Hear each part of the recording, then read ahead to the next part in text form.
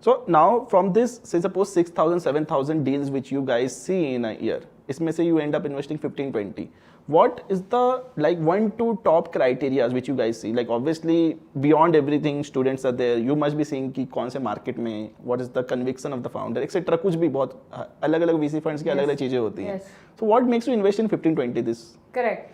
So we, use this model internally, which is called as turf, jockey, and horse. Okay. Right? Turf is basically the market. Okay. How large is the market? Not today, but in the future. And what are the potential adjacencies of that market? Because that matters. Then second is we look at the founder. So in our language, we call it the hustle quotient, right? तो India में ना बोला जाता है आपको इस रास्ते पे चलना है, स्कूल जाना है, फिर इंजीनियरिंग करनी है, फिर उसके बाद MBA करना है, फिर उसके बाद नौकरी मिल जाएगी, life is set, that sort of thing. तो हम बोलते हैं ये पाथ है, इस पाथ से जितना आपका डिविएशन उतना better, hustle quotient.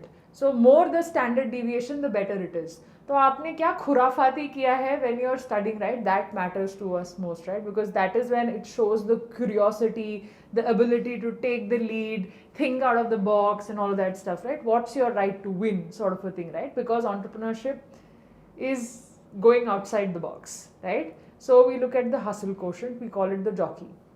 And the horse is basically the solution. So because we invest so early, it's okay for us. We are okay with the fact that the founders will hear the market, hear the customers and evolve, right?